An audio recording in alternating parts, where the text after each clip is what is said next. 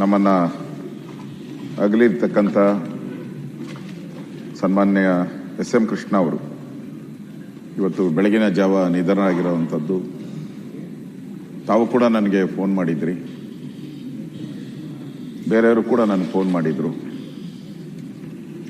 So ನಮಗೂ ಕೂಡ ಒಂದು ರೀತಿ ಆಘಾತ ಆಗುವಂಥದ್ದು. ಮೊನ್ನೆನೂ ಕೂಡ ಅವರು ಒಂದು 15 ದಿನ ಮಾತಾಡಬೇಕಾದ್ರೆ ನಾನು ಅಪಾಯಿಂಟ್ಮೆಂಟ್ ಕೇಳಿದೆ. ಇನ್ನೊಂದು ಸ್ವಲ್ಪ ದಿನ ಆದಮೇಲೆ ನಿಮಗೆ ಅಪಾಯಿಂಟ್ಮೆಂಟ್ ಕೊಡ್ತೀನಿ, ಇನ್ಫೆಕ್ಷನ್ ಆಗ್ಬೋದು ಆ ದೃಷ್ಟಿಯಿಂದ ಅಂತೇಳಿ ಅವತ್ತು ಅವ್ರಿಗೆ ಮಾತಾಡೋಕ್ಕೆ ನನಗೆ ಅವಕಾಶ ಸಿಕ್ಕಿಲ್ಲ. ಎಸ್.ಎಂ. ಕೃಷ್ಣ ಅವ್ರ ಬಗ್ಗೆ ಈಗಾಗಲೇ ಸನ್ಮಾನ್ಯ ಮುಖ್ಯಮಂತ್ರಿಗಳು ಅವರ ಒಡನಾಟದ ಬಗ್ಗೆ ಮಾತಾಡಿದ್ದಾರೆ. ಎಸ್.ಎಂ. ಕೃಷ್ಣ ಅವ್ರದ್ದು ಅಂದರೆ ಆಗಿರುವಂಥ ಎಲ್ಲ ಮುಖ್ಯಮಂತ್ರಿಗಳನ್ನ ನೋಡಿದಾಗ, ನಾನು ಅವ್ರ ಮುಖ್ಯಮಂತ್ರಿ ಆಗಿದ್ದಾಗ ನಾನು ಅಪೋಸಿಷನ್ ಲೀಡರ್ ಆಗಿದ್ದೆ. ನನ್ನ ಪುಣ್ಯ ಅಂತ ಹೇಳಿದ್ರೆ ನಂದು ಉತ್ತರಹಳ್ಳಿ, ಅವಾಗ ಸುಮಾರು 14 ಲಕ್ಷ ಓಟು.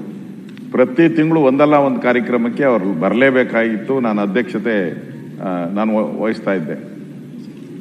ಕೆಲವು ಸಂದರ್ಭದಲ್ಲಿ ಅವರು ಬಾ ನನ್ನ ಜೊತೆ ಅಂತೇಳಿ ಮುಖ್ಯಮಂತ್ರಿ ಇದ್ರು ಕೂಡ ನನ್ನ ಕಾರಲ್ಲಿ ಕರ್ಕೊಂಡು ವಿಧಾನಸೌಧಕ್ಕೂ ಬಂದಿದ್ದಾರೆ. 1-2 ಬಾರಿ ಆ ಥರ ನನ್ನ ಕರ್ಕೊಂಡು ಬಂದಿದ್ದಾರೆ. ಅಂದರೆ ಎಸ್.ಎಂ. ಕೃಷ್ಣ ಅವ್ರನ್ನ ಯಾರು ಮರೆತರೂ ಕೂಡ ಬೆಂಗಳೂರು ಜನ ಮರೆಯಕ್ಕೆ ಸಾಧ್ಯನೇ ಇಲ್ಲ. ಯಾವ ರೀತಿ ಕೆಂಪೇಗೌಡರನ್ನ ನಾವು ಬೆಂಗಳೂರು ಕಟ್ಟಿದ್ರು ಅಂತೇಳಿ ನಾವು ಜ್ಞಾಪಕ ಮಾಡ್ಕೊಂತೀರಿ, ಅದೇ ರೀತಿ ಎಸ್.ಎಂ. ಕೃಷ್ಣ ಅವರು ಬೆಂಗಳೂರಿಗೆ ಒಂದು ಘನತೆಯನ್ನ ಕೊಟ್ಟಂಥವ್ರು. ಯಾವುದೇ ದೇಶದ ಪ್ರಧಾನಿ ಬರಲಿ, ಯಾವುದೇ ದೇಶದ ಅಧ್ಯಕ್ಷ ಬರಲಿ, ಅವರು ಡೆಲ್ಲಿಗೆ ಹೋದ ತಕ್ಷಣ ಬೆಂಗಳೂರು ಬರುವಂತ ಒಂದು ವಾತಾವರಣವನ್ನ ಕ್ರಿಯೇಟ್ ಮಾಡಿದಂತ ಒಬ್ಬ ವ್ಯಕ್ತಿ ಈ ರಾಜ್ಯದಲ್ಲಿ ಯಾರಾದರೂ ಇದ್ರೆ ಅದು ಎಸ್.ಎಂ. ಕೃಷ್ಣ ಅವರು ಮಾತ್ರ, ಪ್ರಶ್ನೆನೇ ಇಲ್ಲ. ಅದಕ್ಕೆ ಅವ್ರು ಬರ್ತಾ ಇರ್ಬೇಕಾದ್ರೆ ನಾನು ನೋಡ್ತಾ ಇದ್ದೆ, ಅವರು ಪರಮೇಶ್ವರ್ ಅವ್ರಿಗೆ ಗೊತ್ತು, ಬಹಳ ಒಡನಾಟ ಅವ್ರ ಜೊತೆ. ಬಡ್ಜೆಟ್ ಮಾಡಬೇಕಾದ್ರೆ ಅದಕ್ಕೊಂಥರ ಡ್ರೆಸ್ ಹಾಕಿರೋರು, ಎಲ್ಲದಕ್ಕೂ ಪ್ರತಿಯೊಂದಕ್ಕೂ ಅವರು ಡ್ರೆಸ್ ಅವರೇ ಅದನ್ನ ಡಿಸೈನ್ ಪ್ರತಿಯೊಂದಕ್ಕೂ ಕೂಡ ಎಷ್ಟು ನೀಟು. ನಾವು ಪ್ರೆಸ್ ಮೀಟ್ ಮಾಡಬೇಕಾದ್ರೆ ನಾವು ಪದಗಳನ್ನ ಕನ್ನಡದಲ್ಲಿ ಹುಡುಕ್ತೀರಿ, ಇಂಗ್ಲಿಷಲ್ಲಿ ಹುಡುಕ್ತೀರಿ. ಅವರು ಇವತ್ತು ಆಡಿರುವಂತ ಪ್ರೆಸ್ ಮೀಟಲ್ಲಿ ಕನ್ನಡದ ಪದ, ಇಂಗ್ಲಿಷ್ ಪದ ಡಿಕ್ಷನರಿಯಲ್ಲೂ ಸಿಗಲ್ಲ, ಅಷ್ಟು ನೀಟಾಗಿ ಮಾತಾಡ್ತಾರೆ. ಅವ್ರ ಕೊನೆ ವಯಸ್ಸು ಒಂದು 6 ತಿಂಗಳ ಹಿಂದೆ, 1 ವರ್ಷದಿಂದನೂ ಕೂಡ ಅವ್ರನ್ನ ಭೇಟಿ ಮಾಡಿ ನಾವು ವಿಶ್ ಮಾಡಕ್ ಹೋದಾಗೂ ಕೂಡ ಅವರು ಪ್ರೆಸ್ಸಲ್ಲಿ ಎಷ್ಟು ನೀಟಾಗಿ ಮಾತಾಡೋ ಪದ ಇನ್ನೂ ನಮ್ಮ ಕೈಲಿ ಮಾತಾಡೋಕ್ಕೆ ಆಗಲ್ಲ, ಅಷ್ಟು ಅವರ ಪದ ಜೋಡಣೆ ಆ ರೀತಿ ಇರ್ತಾ ಇತ್ತು. ಆಗ ಅಟಲ್ ಬಿಹಾರಿ ವಾಜಪೇಯಿ ಅವರು ಪ್ರಧಾನಮಂತ್ರಿಗಳಾಗಿದ್ದರು. ಆ ಸಂದರ್ಭದಲ್ಲಿ ಇವರು ಮುಖ್ಯಮಂತ್ರಿ ಆಗಿದ್ರು. ಆಗ ನಮಗೆ ಬೆಂಗಳೂರಿಗೆ ಇಂಟರ್ನ್ಯಾಷನಲ್ ಏರ್ಪೋರ್ಟ್ ತಂದಿದ್ದನು ಕೂಡ ಆ ಸಂದರ್ಭದಲ್ಲೇ. ಬೆಂಗಳೂರಿಗೆ ಮೆಟ್ರೋ, ಅವಾಗ ಅನಂತಕುಮಾರ್ ಅವರು ನಮ್ಮ ಅರ್ಬನ್ ಡೆವಲಪ್ಮೆಂಟ್ ಮಿನಿಸ್ಟರ್ ಆಗಿದ್ರು. ಬಹಳ ಹೊಂದಾಣಿಕೆ ಇತ್ತು. ಆ ಸಂದರ್ಭದಲ್ಲಿ ಬೆಂಗಳೂರಿಗೆ ಮೆಟ್ರೋ, ಇಂಟರ್ನ್ಯಾಷನಲ್ ಏರ್ಪೋರ್ಟು ಇವೆಲ್ಲವನ್ನ ತರೋ ಮುಖಾಂತರ ಬೆಂಗಳೂರಿಗೆ ತನ್ನದೇ ಆದಂತ, ಇವತ್ತು ನಾವು ಹೇಳ್ತೀರಿ ಬೆಂಗಳೂರು ಇಡೀ ರಾಜ್ಯದ ಒಂದು 60% ಎಷ್ಟು ಆದಾಯ ಕೊಡ್ತಾ ಇದೆ ಅಂತ ಹೇಳಿದೆ. ದೇಶಕ್ಕೂ ಆದಾಯ ಕೊಡ್ತಾ ಇರೋಂಥ 2ನೇ ಸಿಟಿ ನಮ್ದು. ಬಾಂಬೆ ಬಿಟ್ರೆ ನಾವೇ ಹೈಯೆಸ್ಟ್ IT ಇರ್ಬೋದು, ಇವೆಲ್ಲವನ್ನ ಕೊಡ್ತಕ್ಕಂಥ, ಆದಾಯ ಕೊಡ್ತಕ್ಕಂಥ ಒಂದು. ಇದಕ್ಕೆ ಮೂಲ ಪುರುಷ ಯಾರು ಅಂತ ಹೇಳಿದ್ರೆ ಅದು ಎಸ್.ಎಂ. ಕೃಷ್ಣ ಅವರು. ಅದ್ರ ಬಗ್ಗೆ 2 ಮಾತಿಲ್ಲ. ಅವರು ಎಲ್ಲ ಪದವಿಯನ್ನ ನೋಡಿದ್ದಾರೆ, ಮುಖ್ಯಮಂತ್ರಿಗಳಾಗಿ, ಉಪಮುಖ್ಯಮಂತ್ರಿಗಳಾಗಿ, ಸ್ಪೀಕರ್ ಆಗಿ ಎಲ್ಲವನ್ನ ನೋಡಿದ್ದಾರೆ. ಆದ್ರೆ ಒಂದೇ ಒಂದು ಕಳಂಕ ಇಲ್ಲದೆ ಒಬ್ಬ ಡಿಗ್ನಿಫೈಡ್ ರಾಜಕಾರಣಿ. ಈಗ ಹೇಗಾಗಿದೆ ಅಂತ ಹೇಳಿದ್ರೆ, ಮಾಧ್ಯಮದಲ್ಲಿ ನಾವು ನಿಂತರೆ ನಮ್ಮ ಭಾಷೆಗಳು, ನಾವು ಮಾಧ್ಯಮದಲ್ಲಿ ಹಿಂದೆ ಆಚೆ ಮಾತಾಡೋದಕ್ಕೂ ಮಾಧ್ಯಮದ ಮೈಕ್ ಮುಂದೆ ಮಾತಾಡೋದಕ್ಕೂ ಬಹಳ ವ್ಯತ್ಯಾಸಗಳನ್ನು ನೋಡ್ತೀವಿ ನಾವು. ಕೈ ಕತ್ತರಿಸ್ಬೇಕು, ಕಾಲು ಕತ್ತರಿಸ್ಬೇಕು, ನಾಲಿಗೆ ತೆಗಿಬೇಕು, ಈ ಥರದ್ದೆಲ್ಲ ಅವ್ರ ಬಾಯಲ್ಲಿ ಎಂದೂ ಕೂಡ ಈ ಥರದ್ದು ಒಂದು ಪದನೂ ಕೂಡ ಬಂದಿಲ್ಲ. ಒಬ್ಬರಿಗೆ ನೋವಾಗೋ ರೀತಿನೂ ಅವ್ರು ಎಂದೂ ಮಾತಾಡಿದ್ದು ಯಾವತ್ತೂ ನಾನು ನೋಡಿಲ್ಲ. ಆ ರೀತಿಯ ಒಂದು ವ್ಯಕ್ತಿತ್ವವನ್ನು ಹೊಂದಿರತಕ್ಕಂಥವ್ರು. ವಿದ್ಯಾರ್ಥಿ ದೆಸೆಯಲ್ಲೇ ಅವರು ರಾಜಕಾರಣಕ್ಕೆ ಬಂದಂಥವ್ರು. ಮೈಸೂರಿನ ರಾಮಕೃಷ್ಣ ವಿದ್ಯಾಶಾಲೆ, ಮಹಾರಾಜ ಕಾಲೇಜಿನ ಪದವಿ, ಅಮೆರಿಕಾದ ಟೆಕ್ಸಾಸ್ನಲ್ಲಿ ಉನ್ನತ ಪದವಿಯನ್ನು ಪಡೆದಂಥವರು ಎಸ್.ಎಂ. ಕೃಷ್ಣ ಅವರು. ಕೆಲವರೆಲ್ಲ ಅವ್ರಿಗೆ ಚುಡಾಯಿಸ್ತಾ ಇದ್ರು. ನೀವು ಫಾರಿನ್ ಕೃಷ್ಣ ಅಂತ ಹೇಳಿನೂ ಕೂಡ ಕೆಲವರೆಲ್ಲ ಮಾತಾಡ್ತಾ ಇದ್ರು ಅವ್ರಿಗೆ. ಅವರು ಟೆಕ್ಸಾಸ್ ಅಲ್ಲಿ ಓದ್ ಬಂದಿರೋದ್ರಿಂದ. ನನಗೆ ಗೊತ್ತಿರೋ ಪ್ರಕಾರ ಜಾನ್ ಆಫ್ ಕೆನಡಿ ಅವರ ಚುನಾವಣಾ ಪ್ರಚಾರದಲ್ಲೂ ಪಾಲ್ಗೊಂಡಿದ್ರು ಅನ್ನೋದು ಕೂಡ ಹೇಳ್ತಾರೆ. ಅವ್ರ ತಂದೆ ಮಲ್ಲಯ್ಯನವರು, ಶ್ರೀ ಮಲ್ಲಯ್ಯನವರು, ಅವರು ಕೂಡ ಸಮಾಜದಲ್ಲಿ ಒಳ್ಳೆ ಹೆಸರಿದ್ದಂಥವ್ರು. ಅವತ್ತೇ ಹಾಸ್ಟೆಲನ್ನು ಮಾಡಿ ಎಲ್ಲ ಸಮುದಾಯದ ಜನ ಹಾಸ್ಟೆಲ್ಗಳಲ್ಲಿ ಓದಬೇಕು ಅಂತೇಳಿ ಮಲ್ಲಯ್ಯನವರು ಒಂದು ಹಾಸ್ಟೆಲ್ ಕೂಡ ಮಂಡ್ಯದಲ್ಲಿ ಕಟ್ಟಿರೋದನ್ನು ಕೊಟ್ಟಿದೆ 1930ನೇ ಇಸ್ವಿಯಲ್ಲಿ. MRA ಆಗಿದ್ರು. ಮಹಾತ್ಮ ಗಾಂಧೀಜಿಯವರು ಕೂಡ ಅವ್ರ ಮನೆಗೆ ಬಂದಿದ್ರು 1934ರಲ್ಲಿ. ಮಹಾತ್ಮ ಗಾಂಧೀಜಿ ಕೂಡ ಅವ್ರ ಮನೆಗೆ ಬಂದಾಗ ಹರಿಜನ ಫಂಡ್ ಅಂತ ಕಲೆಕ್ಟ್ ಮಾಡಬೇಕು ಅಂತೇಳಿ ಮಹಾತ್ಮ ಗಾಂಧೀಜಿಯವರು ಅವ್ರ ಮನೆಗೆ ಬಂದಾಗ ಇವರು $2 ಕೊಟ್ಟಿದ್ರಂತೆ ಇವ್ರ ತಂದೆಯವರು. ಆಗ ಮಹಾತ್ಮ ಗಾಂಧೀಜಿಯವರು ಕೇಳಿದಂತೆ, ನನಗೆ $2 ಬೇಡ, SM ಕೃಷ್ಣ ಅವರ ಕಿವಿಯಲ್ಲಿರೋ ಓಲೆ ಕೊಡಿ ಅಂತ ಕೇಳಿದ್ರಂತೆ. ಆಗ ಇಮಿಡಿಯೇಟ್ ಆಗಿ ತೆಗೆದು ಆ ಓಲೆನೂ ಕೂಡ ಆ ಫಂಡ್ಗೆ, ಹರಿಜನ ಫಂಡ್ಗೆ ಕೊಟ್ಟಂತ ಪುಣ್ಯಾತ್ಮರು ಕೂಡ ಅವರ ತಂದೆಯವರು. ಅಂದ್ರೆ ಗಾಂಧೀಜಿಯವರ ಆಶೀರ್ವಾದವನ್ನು ಪಡೆದಂತ ವ್ಯಕ್ತಿ, ನೋಡಿದಂತ ವ್ಯಕ್ತಿ. 16ನೇ ಮುಖ್ಯಮಂತ್ರಿಯಾಗಿ ಸೇವೆ ಸಲ್ಲಿಸಿದ್ದಾರೆ. ಅವರು ಒಂದು ಯಾತ್ರೆಯನ್ನು ಕೂಡ ಮಾಡಿದ್ರು, ಕಾಂಗ್ರೆಸ್ ಯಾತ್ರೆ.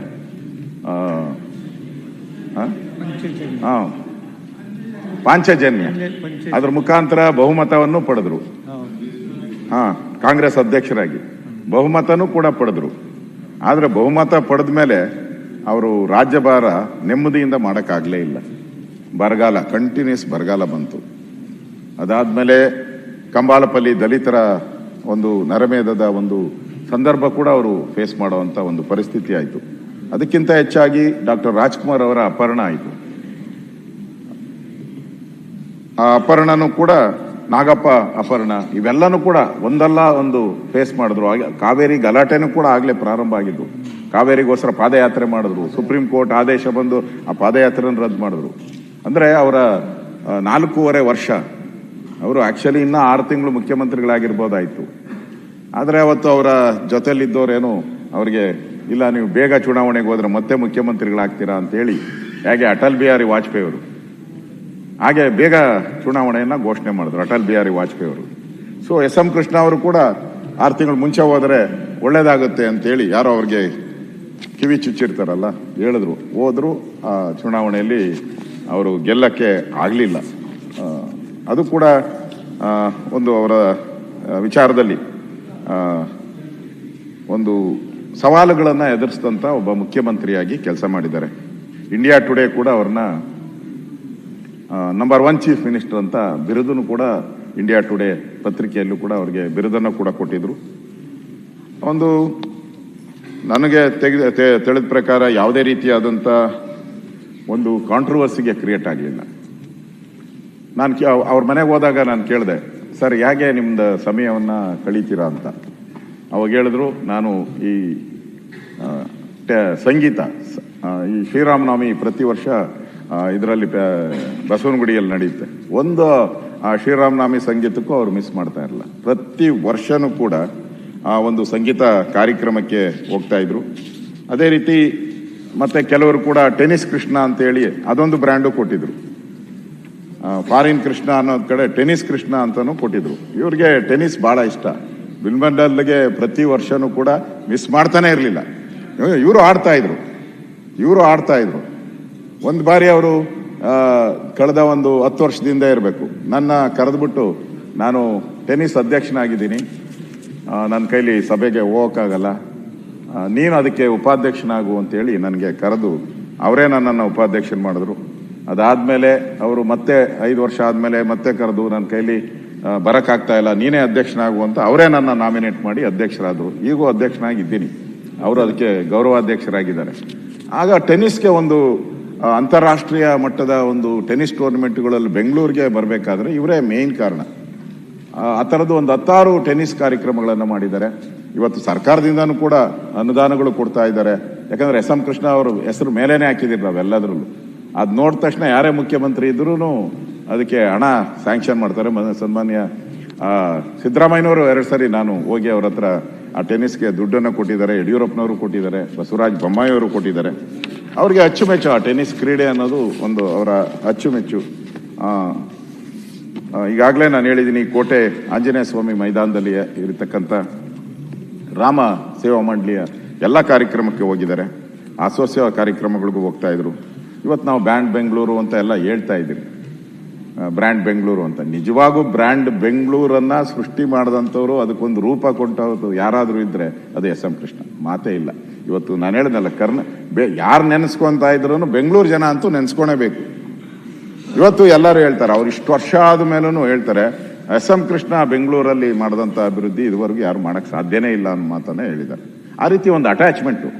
ನಾವೆಲ್ಲ ವಿಧಾನಸಭೆಯಲ್ಲಿ ಮಾತಾಡಿದಾಗ, ಏನು ಸರ್ ಬೆಂಗಳೂರಲ್ಲಿ ಇವತ್ತು ಟಾರ್ ಹಾಕ್ತಾರೆ, ನಾಳೆ ವಾಟರ್ ಸಪ್ಲೈ ಅಗ್ದಾಕ್ತಾರೆ, KEB ಅವರು ಅಗ್ದಾಕ್ತಾರೆ ಅಂದಾಗ ಬೆಂಗಳೂರಲ್ಲಿ ಅದಕ್ಕೆ ಒಂದು ಟಾಸ್ಕ್ ಫೋರ್ಸನ್ನು ರಚನೆ ಮಾಡಿದ್ರು.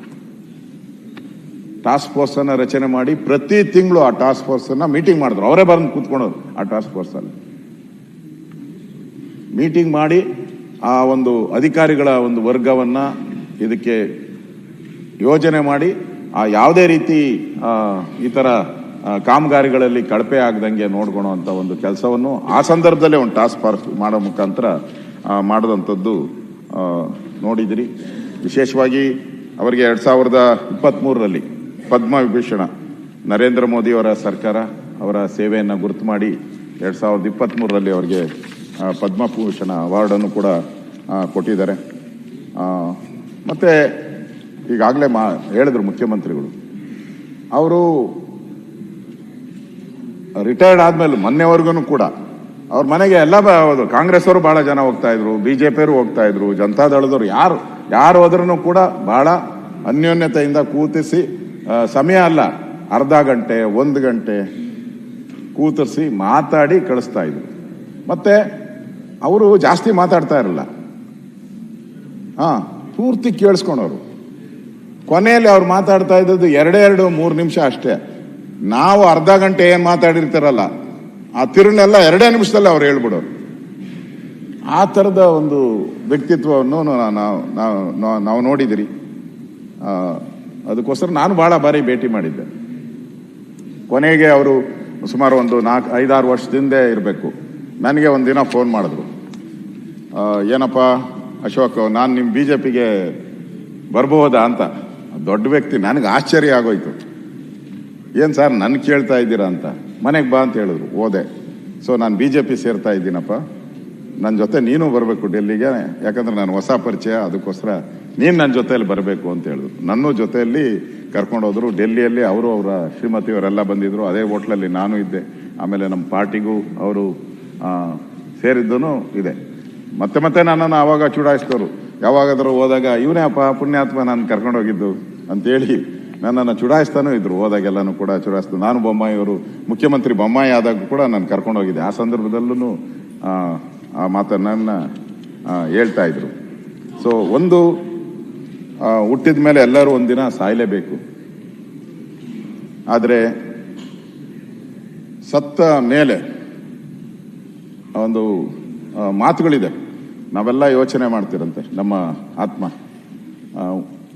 ಸತ್ತು ನಮ್ಮದು ಗುಣಿಗ ಹೋದಾಗ, ಅಂದರೆ ನಮ್ಮ ಬಾಡಿನ ತೊಗೊಂಡೋಗಿ ಅಲ್ಲಿ, ಬಾಡಿ ಅಂತ ಹೇಳೋದು ಹೆಸರೇನೇ ಇರಲ್ಲ, ತಗೊಂಡೋಗಿ ಇಟ್ಟಾಗ ಅಲ್ಲಿ ಆತ್ಮ ಹೇಳ್ತೈತಂತೆ, ನಾನು ಭಾಳ ತಪ್ಪುಗಳು ಮಾಡಿಬಿಟ್ಟಿದ್ದೀನಿ, ನನಗೆ ಅವಕಾಶ ಇತ್ತು ಸಮಾಜ ಸೇವೆ ಮಾಡೋಕ್ಕಾಗಲಿಲ್ಲ, ಸಮಯ ಸಿಕ್ಕಲಿಲ್ಲ ನನಗೆ, ಇನ್ನೊಂದು ಸ್ವಲ್ಪ ದಿನ ನನಗೆ ಅವಕಾಶ ಕೊಟ್ಟರೆ ಈ ಪಾಪನ ತೊಳ್ಕೊಳಕ್ಕೋಸ್ಕರ ಅದನ್ನೆಲ್ಲ ಕಂಪ್ಲೀಟ್ ಮಾಡಿ ಬಂದ್ಬಿಡ್ತೀನಿ ಅಂತ ಹೇಳ್ತದೆ. ಯಾವಾಗ? ಗುಣಿಯಲ್ಲಿದ್ದಾಗ. ಗುಣಿಗೆ ಬಿದ್ದ ಮೇಲೆ ಯೋಚನೆ ಬರೋವಂಥದ್ದು. ಗುಣಿಗೆ ಬೀಳಕ್ಕೆ ಮುಂಚೆನೇ ನಾನು ಸಮಾಜದ ಕೆಲಸ ಮಾಡ್ತೀನಿ ಅಂತ ಹೇಳೋವಂಥ ಒಬ್ಬ ವ್ಯಕ್ತಿ ಮಾಡಿದ್ದೀನಿ ಅಂತ ಹೇಳ್ಗಣಕ್ಕೆ ಆ ವ್ಯಕ್ತಿಯನ್ನು ನಾವು ಇವತ್ತು ಆ ಹೆಜ್ಜೆ ಗುರುತುಗಳನ್ನು ಯಾರಾದರೂ ಬಿಟ್ಟೋಗಿದ್ದಾರೆ ಅಂದರೆ ಅದು ಎಸ್.ಎಂ. ಕೃಷ್ಣ ಅವರು. ಹುಟ್ಟು ಸಾವು ಆಕಸ್ಮಿಕ. ಹುಟ್ಟಿಗೆ ಅರ್ಥ ನಾವು ಕೊಟ್ಟರೆ ನಮ್ಮ ಸಾವಿಗೆ ಅರ್ಥ ಸಮಾಜ ಕೊಡುತ್ತೆ. ಹುಟ್ಟು ಸಾವು ಆಕಸ್ಮಿಕ. ಹುಟ್ಟಿಗೆ ನಾವು ಅರ್ಥ ನಾವು ಕೊಟ್ಟರೆ ಸಾವಿಗೆ ಅರ್ಥ ಸಮಾಜ ಕೊಡುತ್ತೆ. ನೋಡಿ ಇವಾಗ ನಾವು ಕೊಡ್ತಾ ಇದ್ದೀವಿ. ಇಲ್ಲಾಂದ್ರೆ ಅವರು ಒಳ್ಳೆ ಕೆಲಸ ಮಾಡಿಲ್ಲ ಅಂದ್ರೆ ನನ್ನ ನೆನಪು ಮಾಡ್ಕೊಳೋ ಅಂತ ಒಂದು ಅವಕಾಶನೂ ಬರ್ತಾ ಇರಲಿಲ್ಲ. ಅವ್ರ ಬಗ್ಗೆ ಮಾತಾಡೋವಂಥ ಮಾತುಗಳು ಇರ್ತಾ ಇರಲ್ಲ. ನಾವು ಮಾತಾಡ್ತಾ ಹೇಳ್ತೀರಿ, ಸಂತಾಪ ಹೇಳ್ತೀರಷ್ಟೇ. ಆದರೆ ಇಷ್ಟೊಂದು ಅವರ ಸಮಾಜಕ್ಕೆ ಕೊಟ್ಟಂಥ ಕೊಡುಗೆಯನ್ನು ನಾವು ಸ್ಮರಿಸೋವಂಥದ್ದು, ಅವರ ಸಾವಿನಲ್ಲೂ ಕೂಡ ಅವರು ಈ ಸಮಾಜಕ್ಕೆ ತನ್ನದೇ ಆದಂಥ ಒಂದು ಕೊಡುಗೆಯನ್ನು ಕೊಟ್ಟಿದ್ದಾರೆ. ಇದು ಸಾರ್ಥಕದ ಬದುಕನ್ನು ಸನ್ಮಾನ್ಯ ಎಸ್.ಎಂ. ಕೃಷ್ಣ ಅವರು ಕೊಟ್ಟಿದ್ದಾರೆ. ನಮ್ಮೆಲ್ಲರಿಗೂ ಕನ್ನಡಿಗರು ಬಹಳ ಹೆಮ್ಮೆ ಬೀಳುವಂಥ ಒಬ್ಬ ಮುಖ್ಯಮಂತ್ರಿಯಾಗಿ ಈ ಸಮಾಜಕ್ಕೆ ಗೌರವ ಕೊಟ್ಟಿದ್ದಾರೆ. ಅದಕ್ಕೆ ಅವರನ್ನು ಈ ಸಮಾಜಕ್ಕೆ ಕೊಟ್ಟಂತ ಗೌರವಗಳನ್ನು ನೆನಪು ಮಾಡಿಕೊಂಡು ವಿಕಾಸೌಧ ಒಂದು ಹೇಳಿ ಅಶೋಕಣ್ಣ, ವಿಕಾಸೌಧನ ಕಟ್ಟಿದ್ದವರು ಹೇಳಿ. ಬೇರೆ ಅದು ಬರ್ಕೊಂಡಿದ್ದೀನಿ, ತುಂಬಾ ಇದೆ. ಅಲ್ಲ, ವಿಧಾನಸೌಧ ಕಟ್ಟಿದ್ದು ಕೆಂಗಲ್ ಹನುಮಂತಯ್ಯನವರು. ಅಲ್ಲಿ ಸ್ಥಳ ಸಾಕಾಗಲ್ಲ ಅಂತ ಹೇಳಿದಾಗ ವಿಕಾಸಸೌಧ ನಿರ್ಮಾಣ ಮಾಡಿದ್ದನು ಕೂಡ ಕೆಂಗಲ್ ಹನುಮಂತಯ್ಯ, ಎಸ್.ಎಂ. ಕೃಷ್ಣ. ಇವೆರಡೂ ಕೂಡ ಜೋಡಿ, ಅದು ಪ್ರಶ್ನೆನೇ ಮಾಡೋಕ್ಕಾಗಲ್ಲ. ಅದನ್ನು ಕೂಡ ಪ್ರಾರಂಭ ಮಾಡಿದ್ರು. ಈ ಥರದ ಹಲವಾರು ನೀರಾವರಿ ಬಗ್ಗೆ ಬೇರೆ ಬೇರೆ ಬೆಂಗಳೂರು ಮೈಸೂರು ಹೈವೇ ಅದನ್ನು ಮಾಡಿದಂಥವ್ರು ಎಸ್.ಎಂ. ಕೃಷ್ಣ ಅವರು. ಆ ಕಾಲದಲ್ಲೇ ಬೆಂಗಳೂರು ಮೈಸೂರು ಇವೆಲ್ಲನೂ ಕೂಡ ಇನ್ನು ಬಹಳಷ್ಟು ಜಾಸ್ತಿ ಇದೆ, ಇನ್ನೂ ಜಾಸ್ತಿ ಇದೆ. ಆ ದೃಷ್ಟಿಯಿಂದ ನಾನು ಈ ಮೂಲಕ ಅವರ ಕುಟುಂಬದ ಬಂಧುಗಳಿಗೆ ಈ ದುಃಖವನ್ನು ಭರಿಸುವಂಥ ಶಕ್ತಿ, ಅವರ ಅಭಿಮಾನಿಗಳಿಗೆ ಈ ದುಃಖವನ್ನು ಬರುವಂಥ ಶಕ್ತಿ ಭಗವಂತ ಕೊಡಲಿ ಅಂತೇಳಿ ತಾವೇನು ತಂದಿದ್ದೀರಾ ಅದಕ್ಕೆ ನನ್ನ ಬೆಂಬಲವನ್ನು ವ್ಯಕ್ತ ಮಾಡ್ತಾ ಇದ್ದೀನಿ.